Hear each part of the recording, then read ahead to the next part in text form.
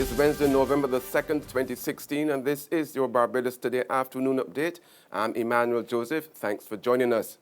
Some good news for the country. The current forecast of government's fiscal deficit for the financial year 2016-2017 could now turn out to be less than previously predicted. That is because the fiscal deficit for the financial year 2015-2016, which was previously reported at 7% of gross domestic product, has been revised downward to 5.8% of GDP. Announcing the new development this morning, Minister of Finance Minister Sinckler reprimanded Barbadians who he said are always quick to condemn a change in economic review, suggesting that they were immature and too critical. We reported, for example, based on the preliminary data that we had, that our projected deficit for 2015-16 over 2014 was 7%. It has turned out now that the Accountant General has finished his analysis and his report was so published that the deficit was actually 5.8%. Now, of course, in a place like the United States, where they review statistics all the time and change them, and nobody keeps any noise about that, because they are mature enough to understand. In a society such as ours, when you do that and you have to make changes, having now gotten fuller, more complete information and able to audit it, then people say that you are fidgeting with the statistics and changing them to suit a particular narrative. And we need to move away from that level of understanding and reaction to how statistics work. Independent Member of Parliament Dr. Maria Agard has poured cold water on suggestions by Minister Sinckler that morality is going to play a major role in determining the outcome of the next general elections. Sinckler made the suggestion at a political meeting of the ruling Democratic Labour Party last weekend, at which he warned of negative political forces gathering in the opposition Barbados Labour Party that were seeking to destroy Barbados' Christian way of life. However, Agard, who was expelled from the BLP last year, believes that neither the government nor the opposition is in a position to preach on the issue of morality. When it comes to suggesting that morality is going to play a part in the elections, I would say that we are actually faced with systemic immorality to some extent. And I am yet to see a political party emerge that is really prepared to deal with the institutionalized wrongs that are endemic in our society. Mm-hmm. What political parties need to do is that they need to tell people frontally whether they are going to proclaim the anti-corruption legislation that will allow for improved governance.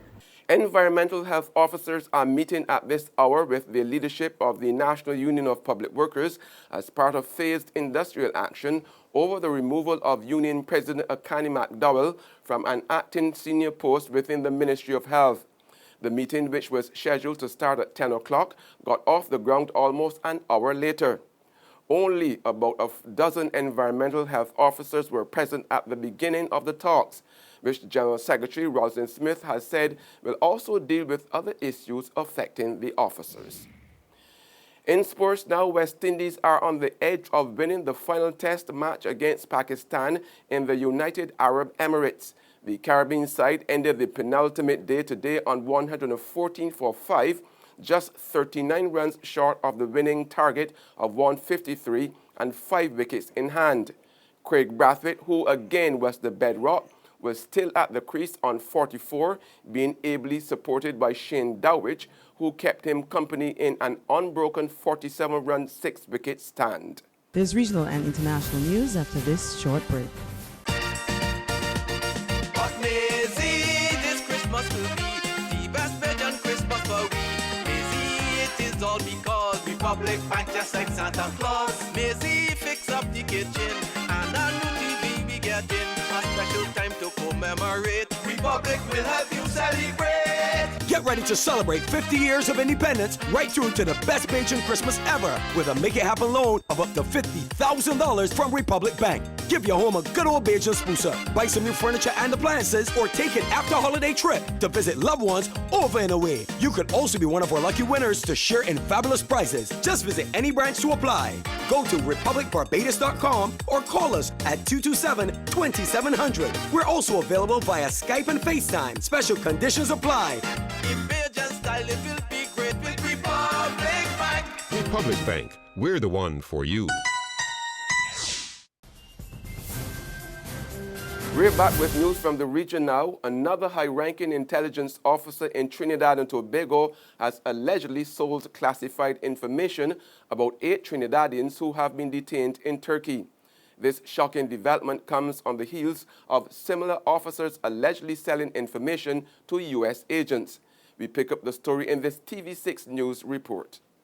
With 3 SSA officers now under investigation by SSA head Colonel George Robinson, another high-ranking intelligence officer whose senior intelligence sources say is linked to them could also be in hot water for allegedly selling classified information.